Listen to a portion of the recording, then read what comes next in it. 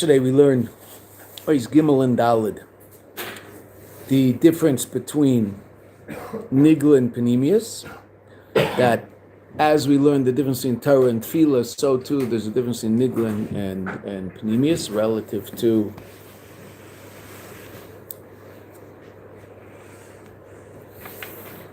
the piece of the birur in Nigla. So as much as it's definitely still a birur be'ofen shel manucha because it's learning Torah and you're sitting not encountering that which you're elevating directly, but you do have to encounter Olam Hazeh Gashmi because you're talking about Olam Hazeh Gashmi. Right? So those of you eating in Chassidus, eat fast, because generally in Chassidus the rule is we don't eat in this Chassidus class. There are others where they bring out Rogalach and have a party, but we don't eat. Well, it's hard to learn Chassidus and eat at the same time. Drink l'chaims and drink coffee, that's okay. But so finish it up. Eat it fast. I don't want you to sit there with that thing there next to you and worry about it. Probably you can also finish your Rogalach and leave some for others also next time.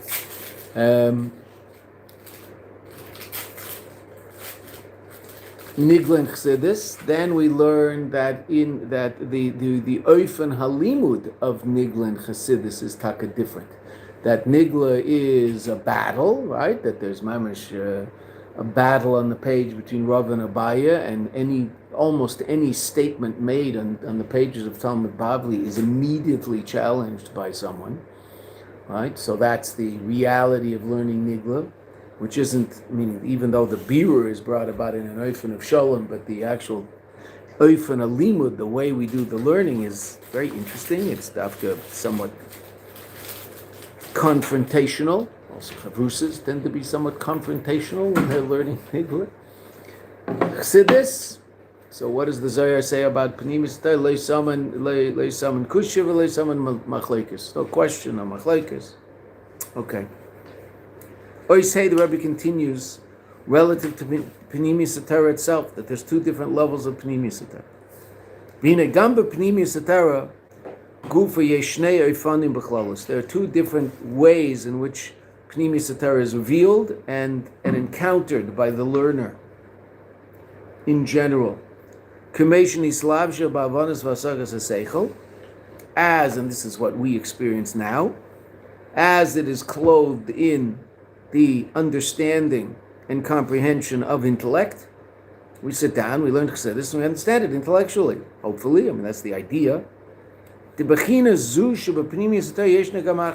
level of pnimius Torah also exists now. And there's a second level. Sight, learning something and one's relationship with it is not intellectual, but it's rather as if one is seeing the idea beyond intellect and comprehension, beyond understanding and comprehension. This level, tialasid level. That's what will happen in the second stage of Mashiach. Right? Moshe Rabbeinu in Devarim, Moshe Rabbeinu wants to take the Jewish people to the place where he is. Moshe Rabbeinu experiences Elokus bebechinas re'iyah. Elokus isn't something he understands intellectually. Elokus is something he experiences. He wants to take us.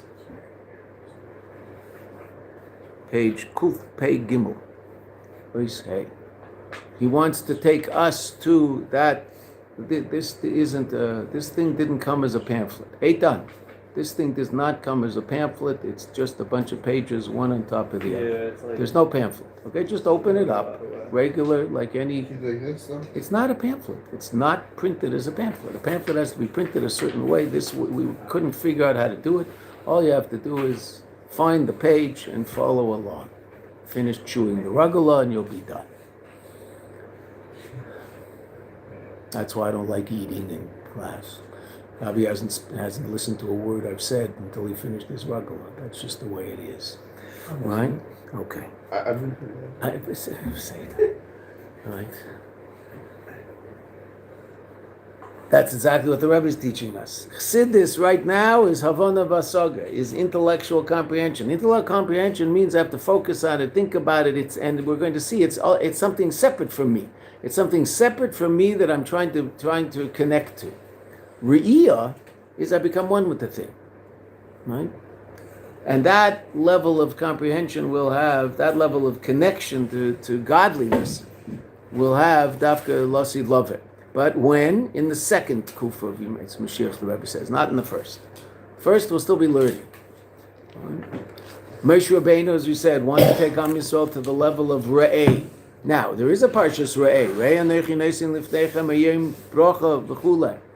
That Moshe Rabbeinu does, on a certain level, give Am Yisrael a taste of the Bechina, the quality of Re'eh, of Re'iyah, of sight. But ultimately, what level is Am Yisrael on? Shema Yisrael, Hashem Elokeinu, Hashem Echad. Moshe would like to be able to say Re'eh Yisrael, Hashem Elokeinu, Hashem Echad. See it, but we don't see it. We hear it. What does that mean? We can understand it, we can comprehend it, but comprehension is something that isn't absolutely one with my being. Something, as we're going to see, nosaf alai. It's added to me, so to speak. Right? There's me, and then there's what I understand. Those things I understand. Now, obviously, they make a great impression on me, and they form me, etc. Okay, that's true. But it's still not the same as seeing something. Seeing something becomes very, very powerfully part of me, and to such an extent, as we'll see, I was going to say, that once I see something, so then even if you tell me with the greatest of excitement in your and this incredibly sophisticated idea how what I see, what I saw couldn't be, I saw it. So you can't convince me I didn't see it. Right? Because it's very powerfully connected to me. So there'll be that level of learning Chassidus, that level of pnimius Torah, learning Torah, that level of connection to Elokus, godly reality. When? Second Kufa of Yemei Mashiach, which is very exciting because we're getting there. We're going to actually experience all this. Generations and generations of Jews only dreamed about this, and we're the generations going to actually see it. Ki yadua sheMashiach yelamed pnimius Torah, that Mashiach will teach pnimius Torah l'chol Yisrael b'ofen de're'iyah, to all the Jewish people in an ofen of re'iyah. We'll see Elokus the same way we see Gashmias. Today we see Gashmias. And so you don't have to convince me intellectually of the existence of this table.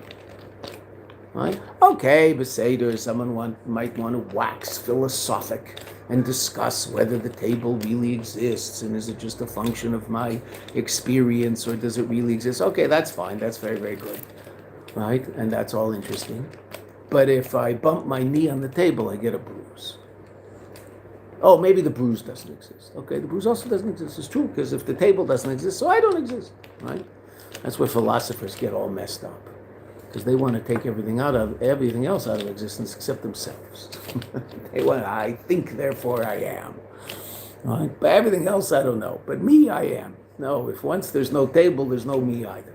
On the level that the table doesn't exist, so then you and I also don't exist. But on the table that you and I do exist, so the table also exists. And on the level that you and I exist, so we get a bruise when we walk into the table, because the table's real on some level. And how real is the table? I see it. I don't have to learn intellectually about the existence of this table. I see it. Everyone said in a Verbringen the difference between, and I mean, based on this Maimah, you might say the Rebbe is talking about the second Kufa in Yemei Mashiach, although unclear, maybe the first on a certain level, right? Mashma from this the second, that what's the difference between Yemei Mashiach and Eilam Hazeh?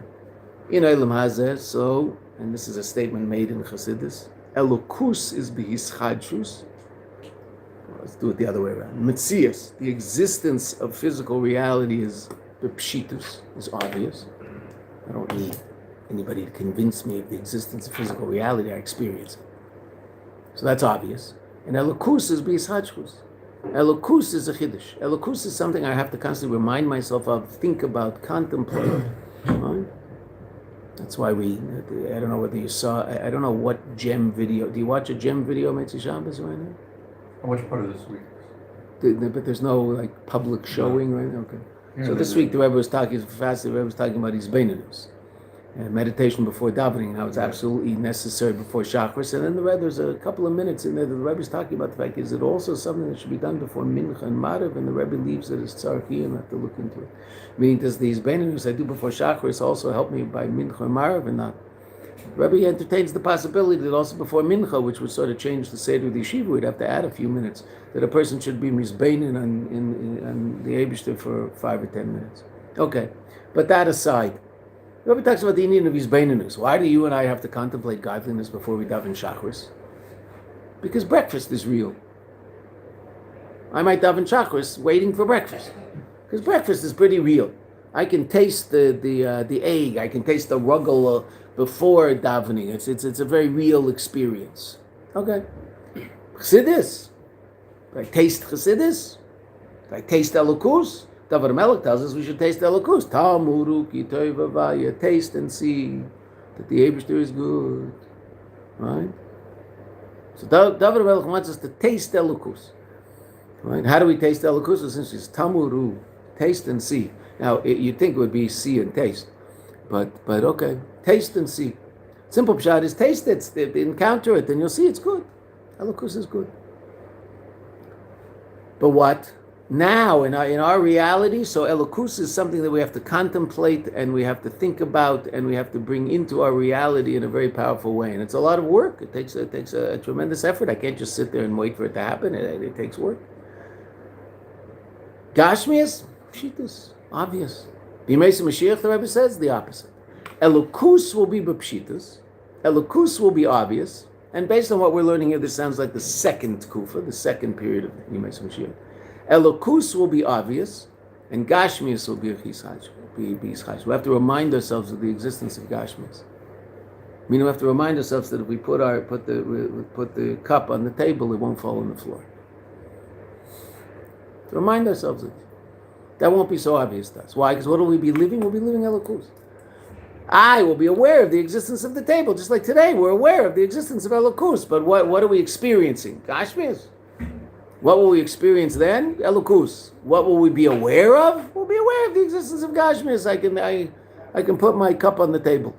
And the Rebbe said with a smile that we'll have to learn physics before davening to make sure that we can put the siddur on the table and it won't fall on the floor. All right? So Rebbe to learn physics before davening instead of metaphysics.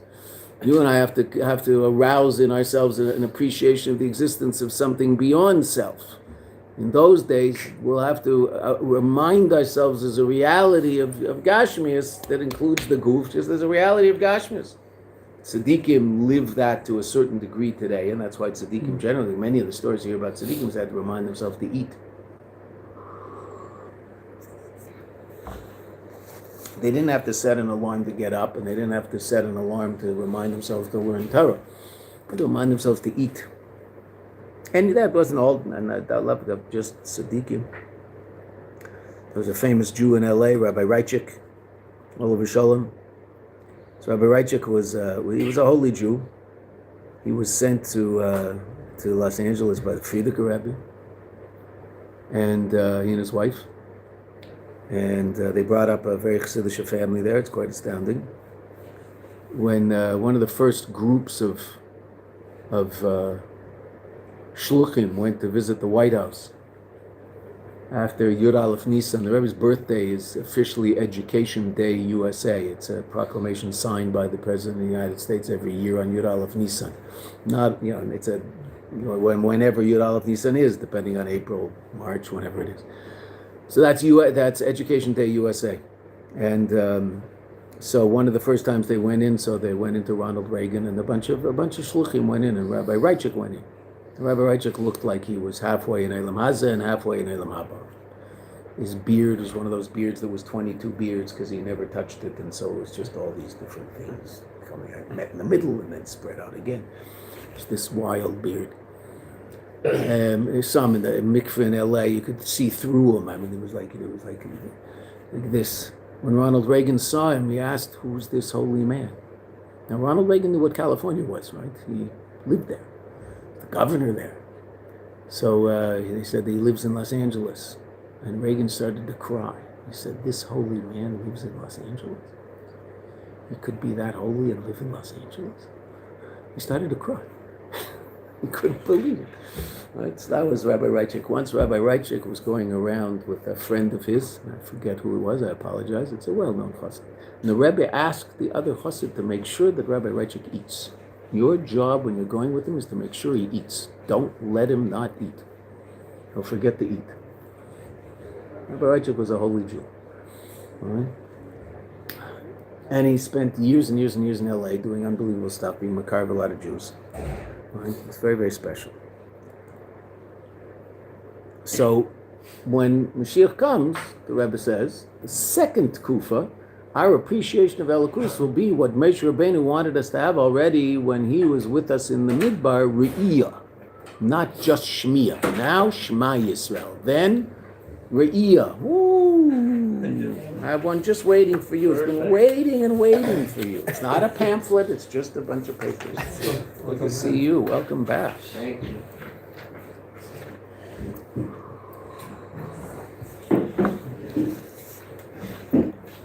Okay, fourth line. Ki yadua shemashiach yalamed pnimius atayr l'chol yisod ba'ofen dere'iyah. The Mashiach is going to explain an idea to us, and we'll see it. We'll see the idea the same way a professor in medical school could explain what a pancreas looks like and show it to you, right? Gray's Anatomy, right? That's the anatomy book. Now there's no books, right? Because it's all online. But what? That's a TV show. Oh, okay. I don't know. You're past my time. I'm sorry, but I knew Leave It to Beaver. But Gray's Anatomy was the anatomy book. You know, this thick, one of those thick medical books. I have it on. I don't have it. My wife has it on the shelf in our room, right? But you never take these books out anymore, right? It's all online. But Gray's Anatomy was the anatomy book. So my father, Olav Shalom, learned anatomy with Professor Gray in the University of Toronto in 1939. Like the guy who wrote the book, he learned anatomy with him. And every doctor has Gray's Anatomy on their shelf. They have to have it on their shelf, just, they have to have it there, right? But there were two books that every doctor had, Gray's Anatomy and Merck's Manual. What was Merck's Manual? Merck's Manual was they would carry around, so they have those big pockets. They'd have their stethoscope and Merck's Manual in their pocket. What's Merck's Manual? A dosage of drugs. Merck's Manual. You want to know what, right? You don't want to make a mistake in dosage, right? And you don't remember it all. It's impossible. So that's always upgraded because there's always new drugs. Now that's also just on their phone, right? So they don't need those big, maybe they don't have it anymore, those big pockets. I don't know. They had a big pocket. And if you looked in the pocket of a doctor 30 years ago, what was in there? Merck's Manual was in there. So it was there. So we have one of those on the shelf too. Right? But what can you learn in anatomy? To show you. This is what a pancreas looks like. What'll happen? B'yamei Mashiach, as the Rebbe said, Tkufa Shniya, we'll see. Machshava Keduma Da'ak. You learned about it, now you'll see it. So, wow, that's what we learned about in the Rebbe Shab's Maimer. That's what we learned about in the Rebbe's Maimer. That was Poda besholom, Tavshin Mem Aleph. Look over there. The hefresh, and the difference, the Rebbe says, shebein hasoga l're'iyah. What's the difference between intellectual comprehension and actually seeing something? The basoga, someone understands something intellectually. Gam kishibis amsus, even if it's, what's the root of that word? Hit amtut. Like taste? No, look at it. No, taste is tet ayin mem. Oh wait, that's wrong. No, hit amtut.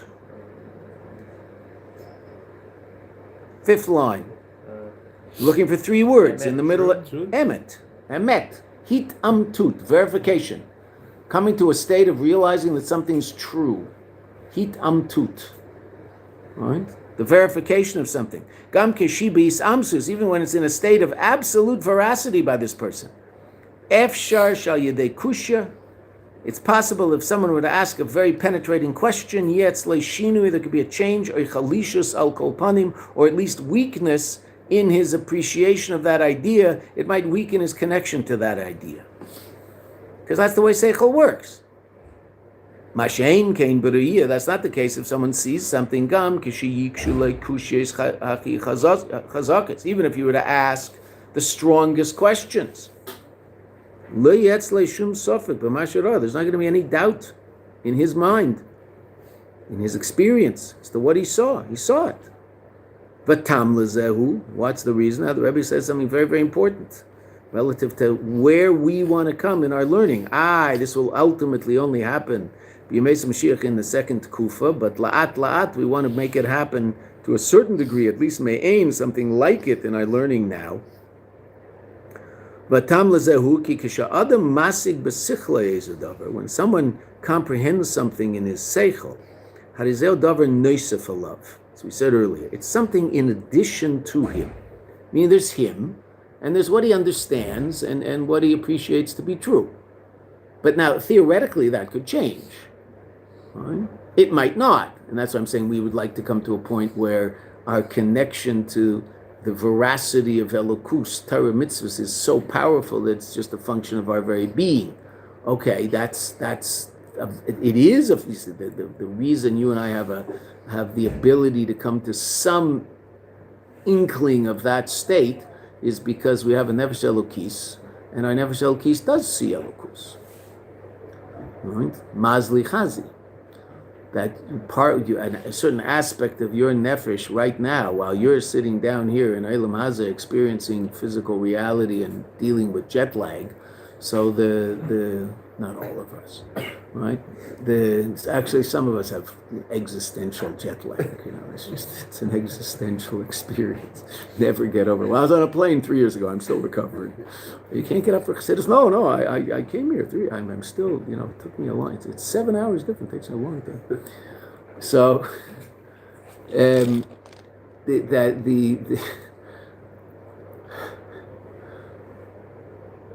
that we can understand something and understand it so deeply that it becomes part of our reality. Why? Because our neshama, two levels, our neshama sees Elokus.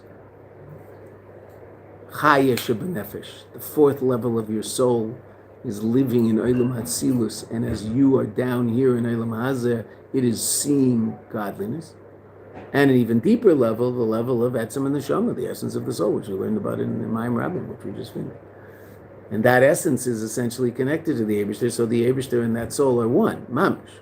The soul is godly. It's the Eibishter. It's chelik elokam mimal mamish. Now your neshama down here is just that. So that's why you and I can experience on some level the appreciation of the fact that the Eibishter and us are one, and that the Torah that we learn is one with us. Okay, but that takes real work. That will be revealed to everybody in just the most natural way in the second Kufa of Yemei Mashiach, because all of the ultimate truth of reality will be revealed. And what's a Yid? A Yid is a little piece of Elokus walking around in Eilam Hazeh, in a body. Right? Relative to intellectual understanding, someone could slug up my idea, say, no, I'll show you that's not true, and ask a good question. Relative to that which I saw, Hadavar, the Rebbe says, Mashenkin Kishuroy, I'm sorry, Vatamu Kishadam Masig Besichle Zadavar, third line up. When a person comprehends something, Harei Zeu Davar Neisef Alav, it's in addition to him, it's not him, it's what he knows. Mashenkin Kishuroy Zadavar, when he sees something, Hadavar Nechkak Pnimius, it's engraved in his pnimius, it's engraved in his consciousness. Ukila Nasa Chelik Miatzmusan, as if it becomes a part of his essential being, because it's so powerfully engraved in his consciousness. Therefore, it's never going to change. Now, certain things aren't so important and not so life-shattering that over time you might not spend so much time thinking about it, etc., etc. But things that really matter, if you see it, if you happen to be zeicher to see your great-grandfather once, or your grandfather, whoever it happens to be, someone who's older and might not be around for much of your life, but you got to see that person, so then the existence of that person is very powerfully engraved in your conscious reality. Now, if you were 2 when you saw him, so obviously that's not going to be so powerful, right? It's there, but it's not so powerful, right? But if you're an adult when you see that person and that person passes away beside it, but the fact that you saw that person's a very integral part of your life. If you just heard about them, okay, they're going to be part of your life, but in a completely different way. Right? But why? Right? The one person who could be part of your life in the deepest, most integral way, even though you never saw them, is called the Rebbe. Because the Rebbe is talking the pnimius of you. The pnimius of your neshama is the pnimius of the Rebbe's neshama. You have a little piece of the Rebbe's neshama in you. So that connection can be extremely powerful, even though you never saw the Rebbe in Gashmis. Though you do see the Rebbe in Gashmis because you see videos and all that. Right? But even people who never saw the Rebbe way, way back. Right? People complain now they don't see the Rebbe. Okay, but I get it. I'm not, I get it. Okay. But, that being said, how many Chassidim of the Tzemach Tzedek ever saw the Rebbe? How many made it to Lubavitch? They lived 1,000 kilometers away in some place. Everybody made it. And if they made it, how many times were they there? Maybe once? Maybe once? How many of their daughters ever saw the Tzemach Tzedek? For sure not. Were they Chassidim? Yeah. Very powerful. What were they waiting for? Word from Lubavitch. What Maimon did the Rebbe say this Shabbos? This Shabbos. They wouldn't get it this Shabbos. They'd get it 3 months later. But what did the Rebbe say? Right? So Rebbe is a different thing because of an essential connection. But now, ultimately, that's what we just said about the Eibishter also. Right? If it's this truth, the Rebbe, obviously, Allah has come and become the Eibishter. Because your essential connection to the Eibishter is absolute and total. Okay, but to access that in Elam Hazeh takes real work. When will it not take work? Okay, the base of the second kuf of Yemesa Mashiach. Okay, so when I say, what did the Rebbe tell us? 2 inyanim in pnimius Torah. So now that's very interesting. How many inyanim in Torah are there now? 3. What are they? Based on the last 3 paragraphs. Gimel Dalet Hey. What are the 3 different aspects of Torah that we just learned about? We just learned about it, so I can ask the question. It's not like we learned about it last week. We learned about a different mimer. It was something we learned last year. Just now. We're just learning about the level of Mashiach. And yesterday we learned about a different level. What 3 different levels of and at the beginning of this year we talked about the chiluk between 2 different levels. The chiluk between nigla and pnimius. What did we just learn? What did we just learn? We didn't learn anything? I should start at the beginning and go through it again? We didn't learn anything? Hey. It's just the jokes? I understand. Like, what do we remember of what we've been sitting in this room together for 30 minutes? What did we do other than say hello to Yosef, who we're very happy to see again? Different dimensions. Of Torah, okay, specifically. Hearing and seeing. What? Hearing and seeing.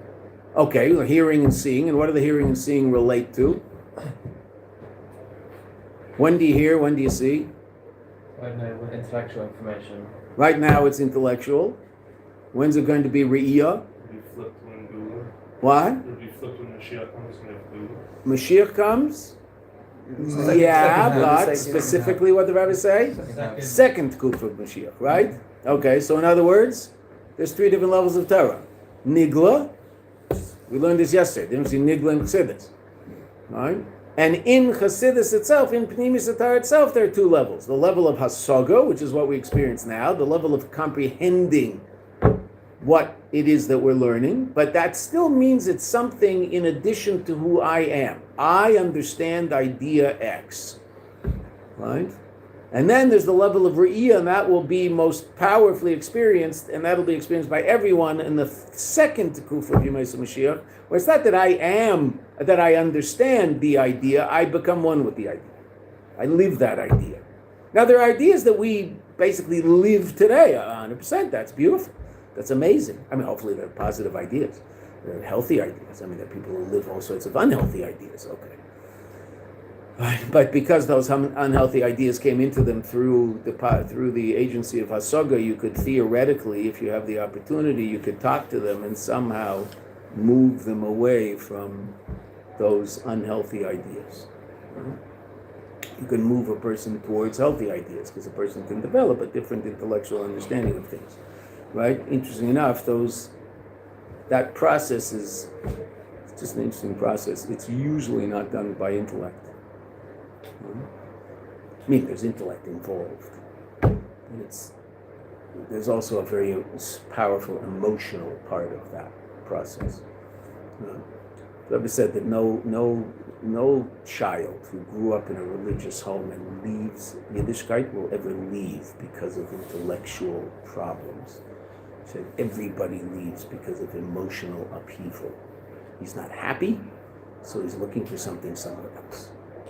He's going to pin it on the Yiddishkeit, which is a perfectly reasonable thing for a 15-year-old to do, is to pin it on the Yiddishkeit. If I didn't have all these restrictions, then I'd be happy. Okay, so he throws off some of the restrictions of Islam.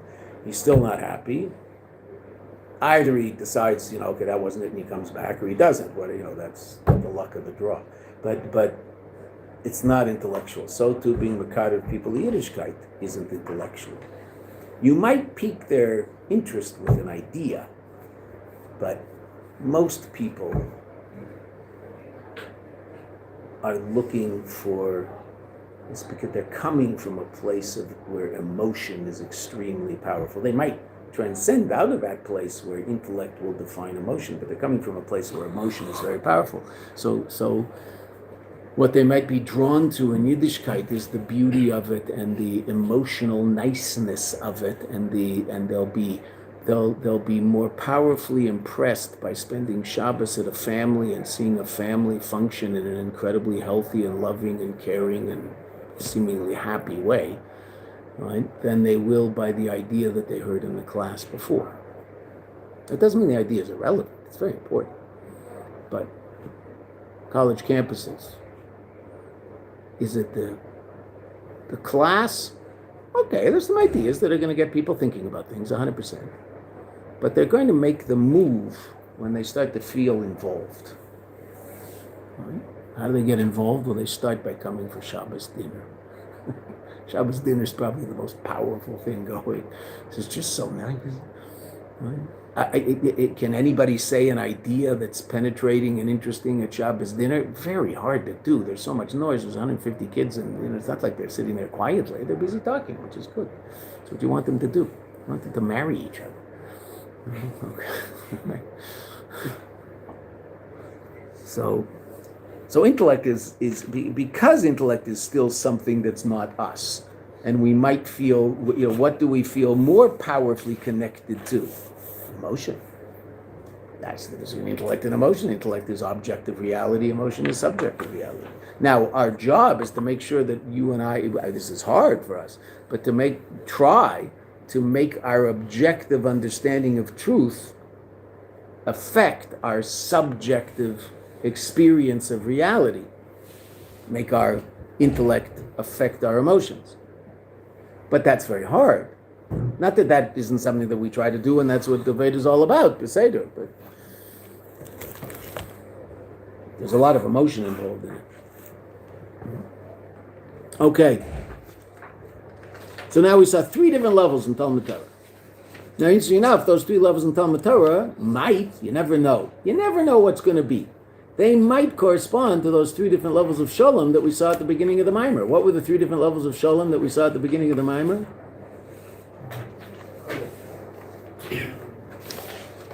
If you don't review this, you'll never ever learn anything. What? Shlomo Melech, Mashiach, and Mashiach Part 2. You're fair. Thank you for saving my what do you call it, in humankind. Thank you very much.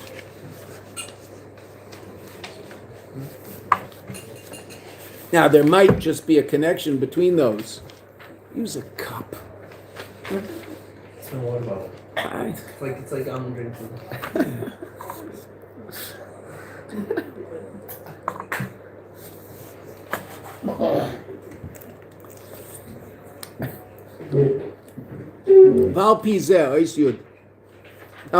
Alpi, Kol Hano. Everything we learned here, Yesh Lavar, we could explain.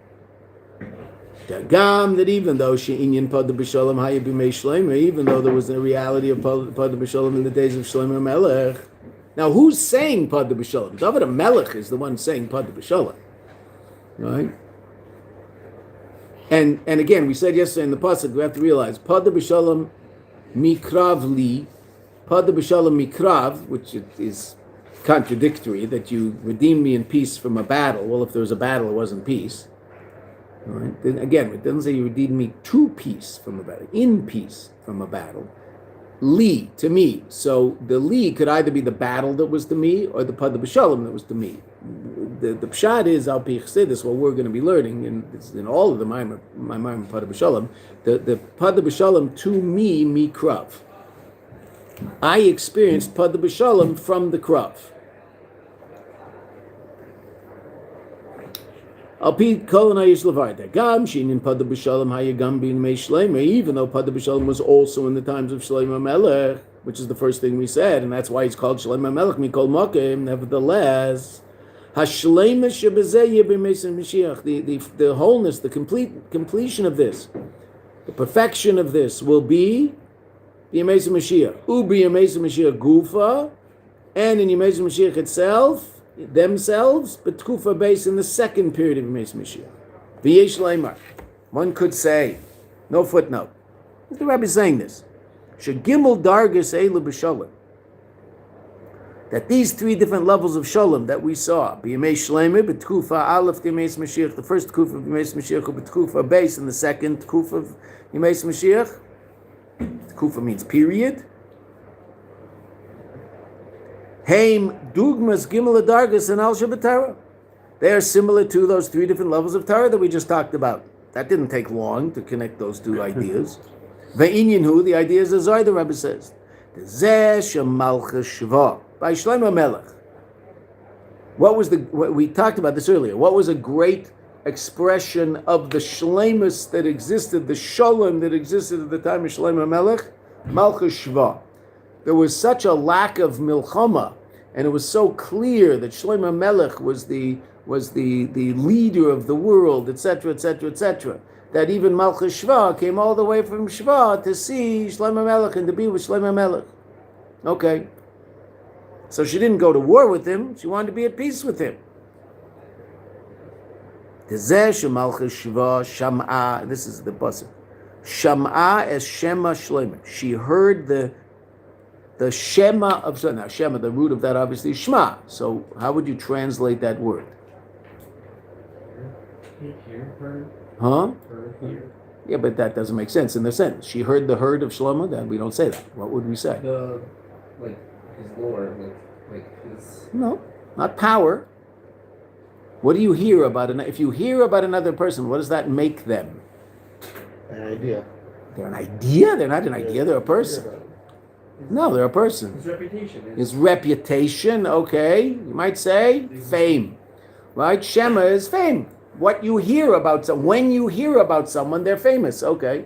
So she heard about the Shema of Shlomo. I mean that he was heard about all over. In other words, he's famous. Everybody knew about him. Okay. Malchus Shra Shama. That's the pasuk. Shama es Shema Shlomo. That's what she heard. She heard about the fame of Shlomo Melech. How did she hear? Hu al yedei shmei, that his name, his reputation, the shame hu ha'ara. A shame is an illumination. It's not the light itself. It's what emerges from the light. The name isn't the person itself. It's an expression of the person, and it's an expression of the person outside the person, because the person doesn't need a name for themselves. Matter of fact, they don't call themselves by their name. The shem hu ha'ara, nimshach, it's drawn, v'nispashet, and spread, l'merchokim, to distant places, ad la'art shva, until it made it all the way to Art Shva, which is Central Africa. Ethiopia, somewhere around there. Sheshlema atzmei hayabim kemen. Shlema Melech himself, he was in Yerushalayim, he was sitting in Yerushalayim, calmly. And yet he brought about a beaver in a place far away. Vashem Shalem, his name, Shema Shlomo, his fame, Nimshach v'Yigil l'Shva, it made it all the way to Sheba. V'kol masham shocha nimshacha l'makom rachok yeser, and to the extent that this energy is being drawn to a place that's farther away, l'makom rachok yeser, the farther it goes, what happens? Miskatenes yeser, it diminishes, it becomes yoter. What's the root of that word? Mitkatenet, Katan. It becomes smaller. Oh, that's true, right? Meaning people in the next neighborhood are going to hear about him more. People in the next county, they'll hear about him a little less. People in the next country, even less. But that doesn't mean they haven't heard of him. So obviously, the energy of Shlomo and the fame of Shlomo, once it reached Shva, it was not as powerful as it was in Yerushalayim itself. And yet, it still brought about a birur. It still brought about a rectification of Shvat, Kedei Kach that Malchus Shva was elevated to Yerushalayim. Now, she was elevated to Yerushalayim by virtue of hard work of hers. She had to travel to Yerushalayim, which was not easy. Valderech Zeh Gam Benagela Birur Gufa. So too, relative to the rectification brought about. Gam la'achrei shemalchus Shva shamai Shem Shlomo. Even after she heard about the greatness of Shlomo Melech, the fame of Shlomo Melech, Kutzrach liyes v'sava Yerushalma. There still had to be, and this is the rest of the pasuk. And she came to Yerushalayim. She wasn't automatically transported to Yerushalayim. No, she had to come to Yerushalayim, and that mitzidah was a lot of work.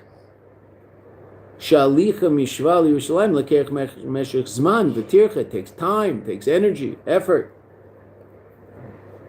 V'rak az, and only then, after that effort, nasa birur, was this rectification taken, did this rectification happen? It's amazing what the Rebbe is saying. That's Shlomo Melech. Oh, and what's that similar to? B'dugmas abir sh'ayidei Galia the Torah. That's similar to the birur of Galia Torah. What did we say about learning Nigla? What does it involve? Yes, you're sitting quietly at your table in Zal, and you're talking about some reality in Elam Hazeh. First of all, you have to talk about Elam Hazeh. So you're talking about some reality in Elam Hazeh. But how is it that you bring about a birur of that reality?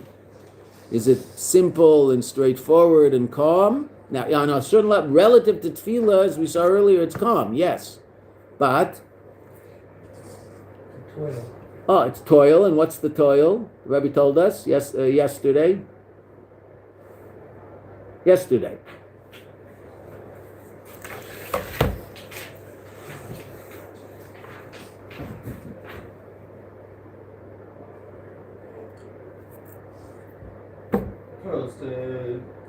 the difference between Nigla and pnimius? We went over it again today. First thing we learned about in today's shiur. Okay, one's the more revealed aspect of Torah as opposed to the other. Okay, but that's not, the Rebbe just assumed that you and I knew that in this mimer. He didn't teach us in this mimer. What did he teach us in this mimer about the difference between them?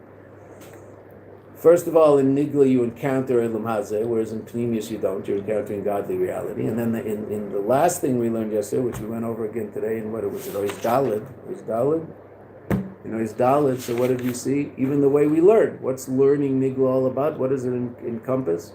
What does it involve? Better word? Revealing the spark of the pnimius. Okay, that's nice, but the Rebbe didn't say that. Oh, everything's intellect. I mean, learning's intellect.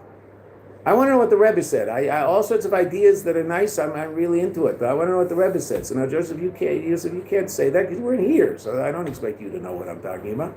But I would love if someone else in the room did, because it's sort of frustrating to have to get up when I get up and teach a class and no one has a clue what the hell we're talking about. It's like I don't know what I'm doing wrong. Because no one can say what we're learning, so I must be doing something very wrong. So if you can tell me what I'm doing wrong, I'd be appreciative. Because we're learning this. Learning something means I understand it, like I'm learning it. It's not something that I hear, I go, oh, that was nice, that was interesting, that was uplifting, I learned it, I now know it, right? Lahavdil elef pamim, if I were to tell you that the Los Angeles Dodgers beat the Toronto Maple Leafs, the Toronto Blue Jays in the World Series, and then I would ask you 2 hours later who won the World Series, I would assume you would tell me. Well, you just told me the Dodgers beat the Blue Jays. I mean, I understand. Why are you asking me that again? So, I have to do the same here, don't I? I learn an idea. I have to know the idea. And we're going faster in this mimer than we usually do. Right? But I don't want to meander through it. Right. So far in this mimer, what have we learned? Going back to the beginning.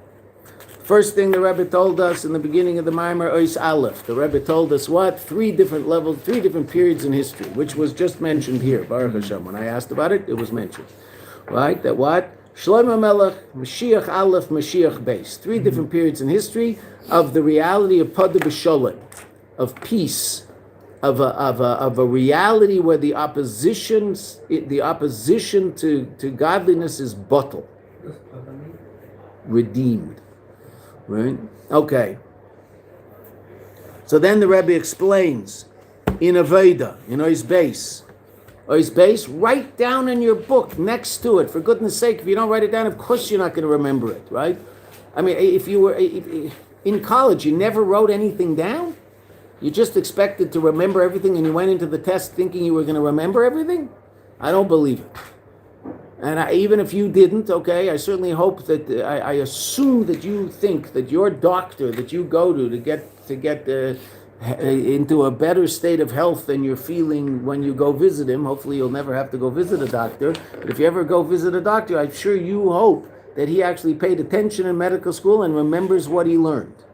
As opposed to just sat there and somehow at the end of it they gave him a degree. But no one ever asked him any question as to what he learned because he didn't know anything. That can't be. Well, it can't be.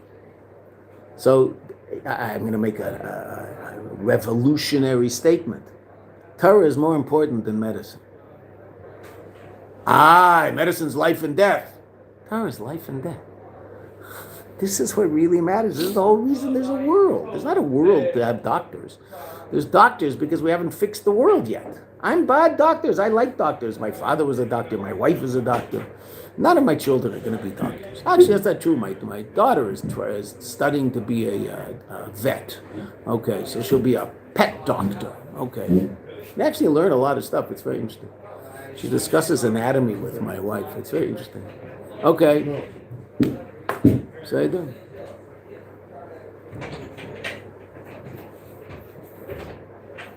Will it make such a difference if it's closed tight? I guess it does. I don't know. Just tell Rabbi Cohen we don't want to hear him anymore. Now you can't twist it. You don't know crazy. Don't worry. There we go. Okay. There we go. Wow. Unbelievable. I can't hear anything now. I can't even hear myself anymore. It's so quiet in here. Shh. Let's just sit here and go, oh. It'll be quiet. Okay? So in the second paragraph, what do we learn? That in Avodah, there's a difference between Poda besholom and Poda b'milchama. How do you bring about a rectification of yourself through a battle? Davening. Davening's the battle. How do you do it through peace? Torah. Torah is the peace. The birur, the rectification of reality you bring about through Torah comes by virtue of the fact that you're learning about that thing in Torah, so you elevate it to a state of holiness. Are you encountering the smelly cow in your living room? There's no smelly cow in your living room, and there's no goring going on of an ox goring the cow in your living room. It's not happening. But when you learn about the ox that gored the cow, you're elevating the ox, you're elevating the cow, you're elevating all that whole reality to a state of holiness. Because now what's it part of? It's now part of God's will. Right? It was always part of God's will, but now you're revealing that. Okay, so that's the difference. That was always based. The difference between tefillah and Torah. And write that on the side. Right, so you remember it. Right.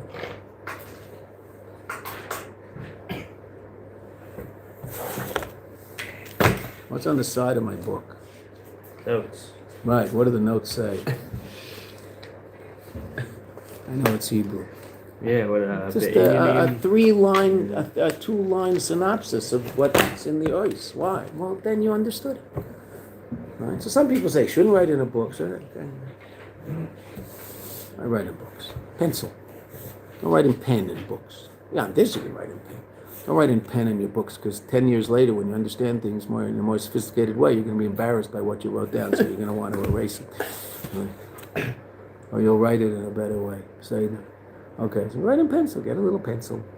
Write the notes in pencil. And remember it. That's how you remember it. And the very act of writing it helps you remember it. And the very act of writing it forces you to understand it, because you can't write down what you don't understand. And then you learn something. Because the whole idea is to actually retain the information. Then it makes a difference. If I don't retain the information, so then nothing happens. Right? That's why we learn Chassidus. There's Poda besholom, and then what was the other? Was it Poda? Milchama. In Aveda, there's a Poda b'milchama, that's davening, encountering the Nefesh HaBahamis directly, trying to get the Nefesh HaBahamis to say that God's great, which is hard. It's a battle royal to get the Nefesh HaBahamis to pay attention to the whole thing. Nefesh HaBahamis wants to eat breakfast, wants to eat lunch. Okay. And then, his Gimel, the Rebbe told us about in Torah itself. There's a difference between learning Nigla. This is what we reviewed at the beginning of today's class. Learning Nigla and learning pnimius Torah. That Nigla what? Yes, it's still a birur of sholom. It's still a birur that I don't have to encounter the cow, and I don't have to encounter the ox, and I don't have to encounter all of those different things I'm talking about. But what am I talking about when I sit and learn a page in Talmud Bavli? I'm talking about physical reality. I might be talking about the difference between a gazlan and a ganef, two different types of thieves. Thieves? In Chassidus, you talk about thieves, you talk about different levels of godly reality. In Nigla, what are you talking about? Different types of thieves. Right? Or at least in Mizuyin, a gazlan or a ganef? We all learned that. Right? Machlekes. Right? Machlekes Amarayim. We learned the sugya. Oh, no, robbers, no, don't talk to me about robbers. I want to talk about God. Well, that's God. It's a sugya in Talmud Bavli. Right? Talk about taina sheker. People come into court. These are the words of the Rebbe. Right? People come into court and make claims that are a lie. Now the judge is supposed to know. You and I know it's a lie. I mean, either we do or we don't. We're not sure. Right? Sometimes when you learn the Gemara, you know that someone's lying. Sometimes when you learn the case, you don't know who's telling the truth. There's Reuben and Shimon, and Reuben says this, and Shimon says this. The fact that Reuben said it first means Shimon's lying. Some people get stuck with that. Well, Reuben said that it worked out. So what? I mean, Reuben says Reuben's telling the truth. Maybe Shimon's telling the truth. I'm not sure. Okay, fine. So somehow you and I have to figure out who's telling the truth. Right? Yesterday's Gemara, which we'll learn today, right? What's that all based on?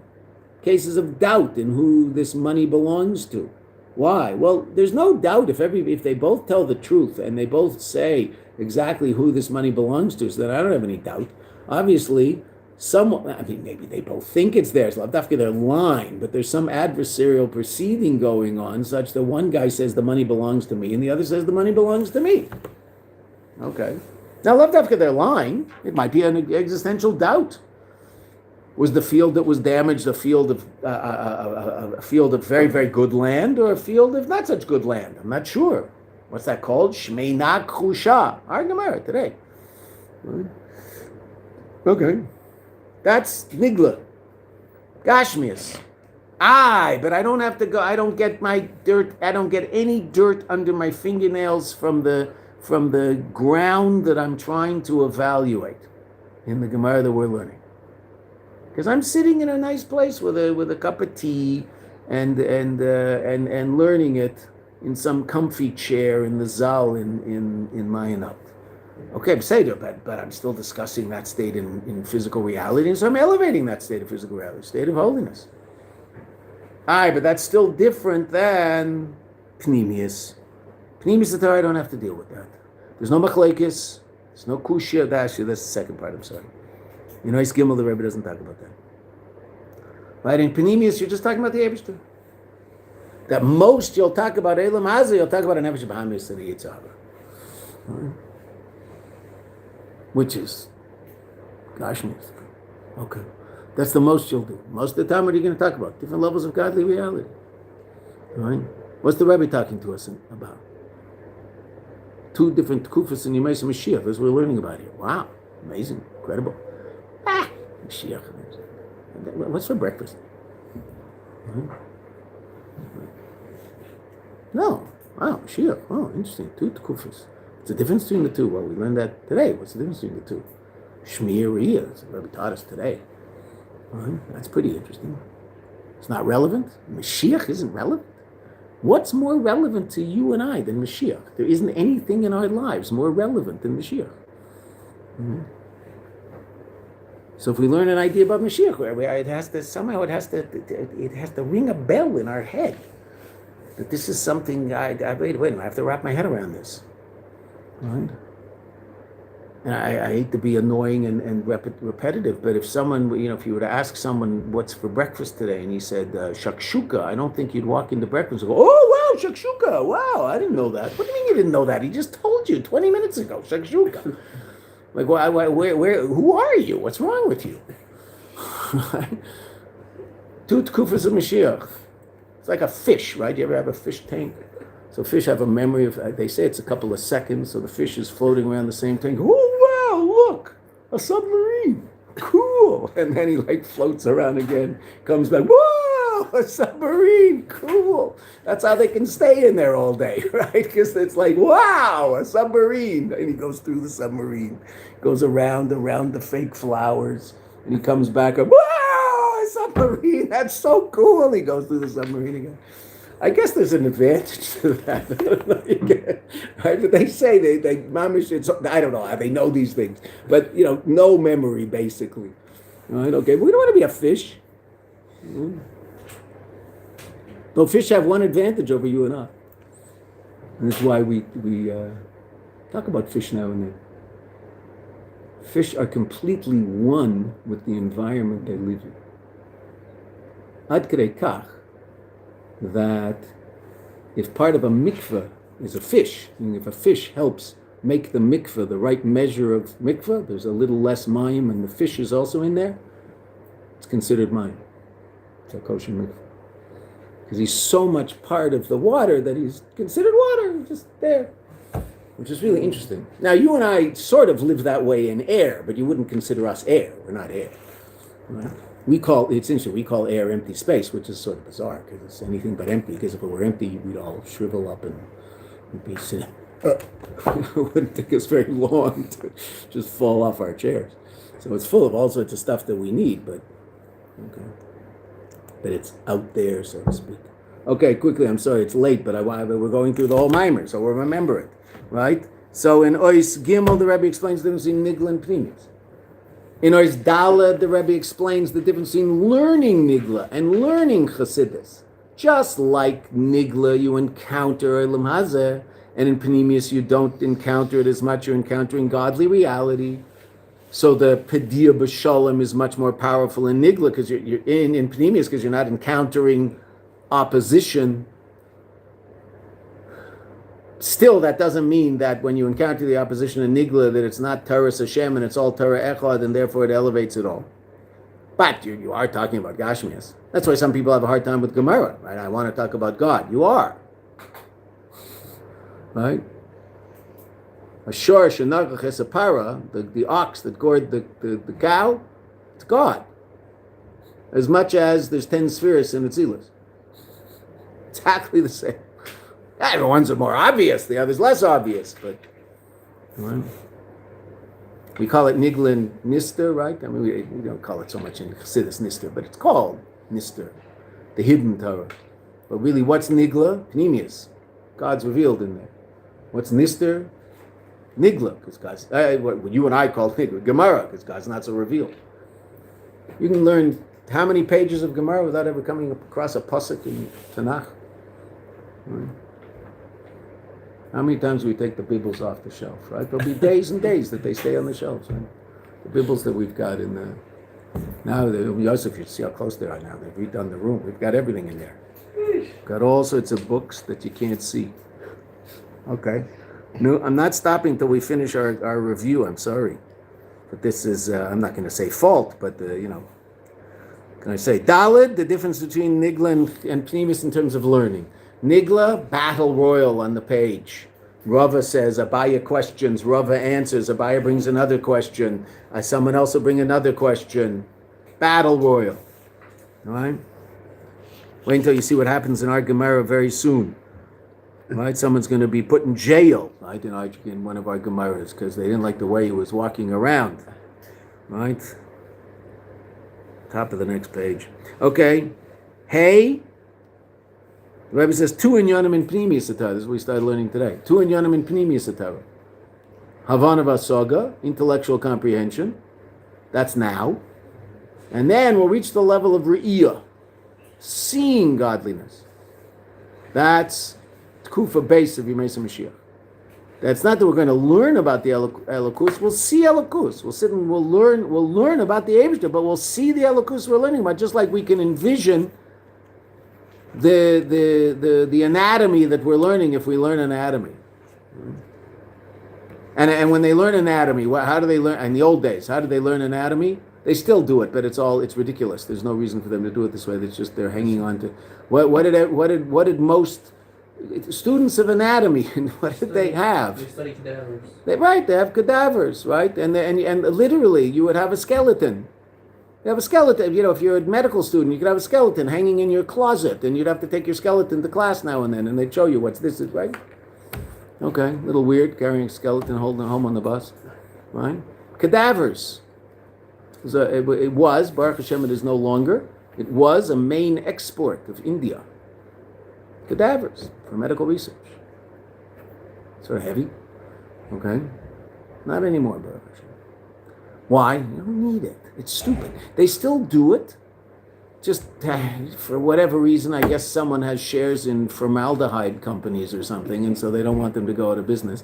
But there's absolutely no reason in the world for them to do it. Why? Because it's all, you can do it all in the computers now and show them even more clearly what it is they're looking at.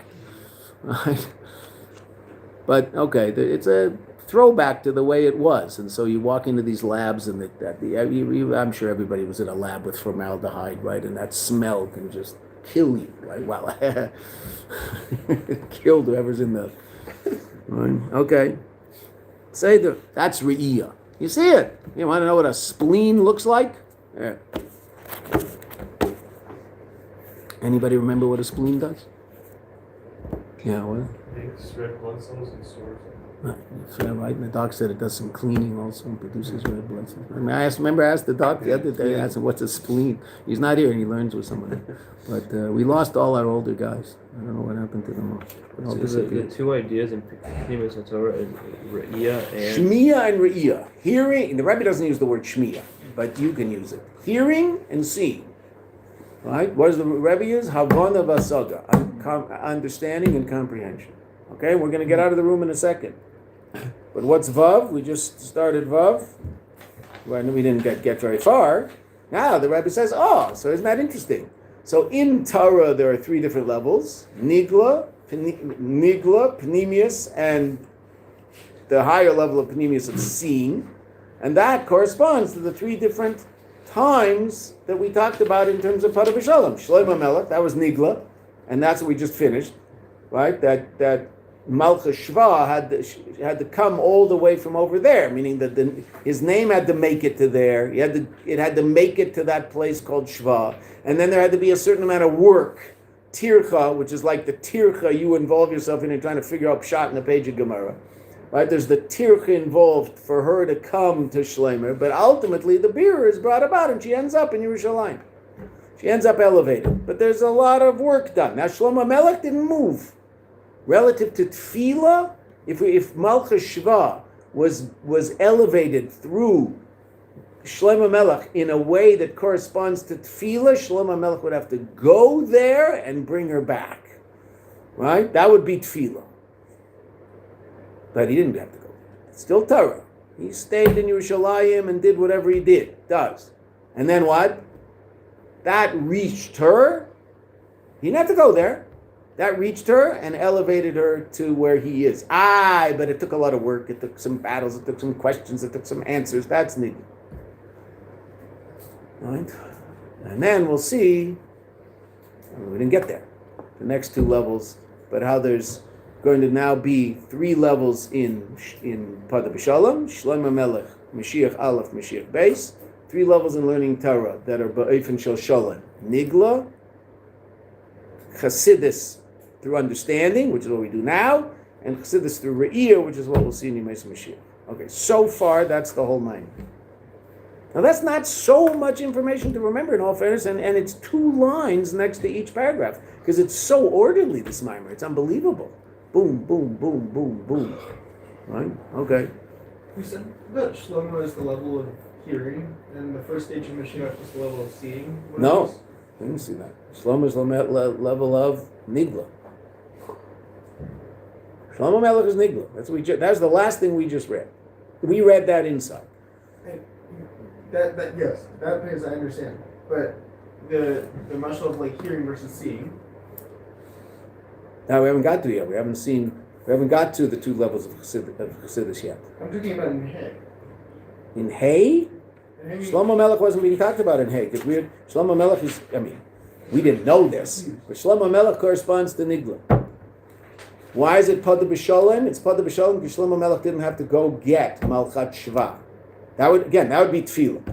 Tefillah is you have to go into your Nefesh Bahamis, battle your Nefesh Bahamis, and get your Nefesh Bahamis to say Baruch Ato Avaya Elokeinu Velokei Aviseinu. Get your Nefesh Bahamis to say those words. Battle royal. Okay. Torah, I have to do that.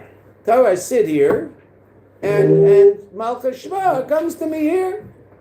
Oh, but there's different levels of that shleimus. That's what the whole mimer's been about since we've read the first paragraph, right? The second paragraph. Gimel Dalet Hey Vav. So far, I've been about the differences between the differences between Nigla and pnimius. Now, differences in pnimius, right? So Nigla is Shlomo Melech sitting in Yerushalayim, not having to go to Shva, but his name makes it there. Mm-hmm. Work is done to get Malchus Shva to him. She has to do the work, meaning there's questions, there's answers, but until finally you end up with a rectification of the reality. But it's a battle. No, it's not a battle. Bad word. It's a process. It takes some work. That's Nigla. Now we haven't seen, whoever hasn't gone to the next step is going to explain what pnimius is in that context. That's why Shlomo Melech relates to learning Nigla. Again, I don't have to deal with the cow directly, but it's a lot of work, and there's a certain battle involved in trying to understand what's going on, and there's questions and answers and challenges, and that's Nigla. Chassidus? Notice in learning Gemara, very rare. There are questions that are asked in the mimer. It's not that we'll say something and then we'll bring some question on what we said, and there'll be a battle royal between 2 different positions. There are a few maimarim that discuss different positions in Kabbalah relative to different ideas about godly light, etc. Right? In the famous Hemshech Samach Vav, so the Rebbe Shab spends a great deal of time, beginning of Shmeish, discussing the different shitas in what Ein Sof refers to. Between the Arizal and the Ramak and different Mekubalim. Okay. That's very rare. Just says here, this is the way it is. Boom, boom, boom, boom, boom. There will be questions, but not questions in the Gemara, there'll be questions on everything said. Right? The first question, usually, very often, a Gemara will start Menayin. There'll be a Mishnah, and the first thing the Gemara will often say in a Mishnah, Menahan Yimidi, or Menayin. Wait, what's the scriptural source for the halacha we just learned in the Mishnah? Okay, so that's a question, but that's not an adversarial question. It's just, I want some information. Okay, what might happen next? Battle royal over which psukim serve as the source for that halacha in the Mishnah. Machlokes Tanoim, Machlokes Amaroyim, whoever it is. Right, I'll bring someone. So in our Gemara, we did it, right? How can you possibly say it's a bir b'stei acher? Bir b'stei acher is necessary to teach me something else. What does a bir b'stei acher teach me? Not that I evaluate the damage done to the land, the damage done based on the value of the land. What is a bir b'stei acher? What's the other halacha the Gemara says we learn from that? The offer of produce versus land. No, that's the first halacha. Land as opposed to produce. What? That's land. Oh, we haven't done review for a while. This Thursday's review day. Maybe we should make Tuesday, Wednesday, Thursday review day. What's the Rebbe say? Don't we? What's the Gemara say? Wait, don't we need that to teach me that you're only chayav in the private domain, but not in the public domain? It has to be someone else's field. Isn't that what the Gemara says? That is what it says, right? And then we say, no, that we learn from this, and this we learn from that. Two different answers. Extra base. The word acher, whatever that word. That's what the Gemara does. It's just battle as to how to understand things. So that's nigla. See this? Ask a question, boom, get this amazing answer. Wow. Then someone shows up on the page and goes, no, it's ridiculous, you can't say that, I'll show you why. And they quote the Alter Rebbe. No, that isn't what happens on the page. That's not what's going on here. It's just not how it works. No, seriously, that's not how Nigla works, right? And that's also interesting when you're learning Nigla with a Chavrusa, there's less contentious arguing going on. There's sometimes it'll happen. Wait a minute, how can you explain it that way? You can't be considered. Okay. But generally, people will be reading, and you're learning a page of Gemara. Pretty common for Chavrusas to have a serious disagreement as to how to say pshat in those words. There's some people who yell and scream. Okay, hopefully you're not a yeller and a screamer. But better to yell and scream than to sit there and not care. Now what does it mean? Well, what does it mean? It's a pshat in the Gemara. It makes a big difference. Now they might both be right. But the person who's yelling and screaming, at least he's yelling and screaming. He shouldn't yell and scream, right? But at least he cares about it. He's like involved in this pshat. He's gonna. You say to you guys in Shir, I'd love you to walk into Shir with a pshat that you're willing to defend with your blood, right? If I say a different pshat, you're like, hey, wait. Why can't we say like this? Okay, great. Why not? And maybe it's not a good pshat. Might even be a better. Why you can't say a better pshat than me? Why not? Right? I walked in saying one pshat. You came with a better pshat. Different pshat. Why not? I mean, Rashi and Tosfos disagree. So obviously there's more than one pshat. But that's the nature of Gemara. Okay.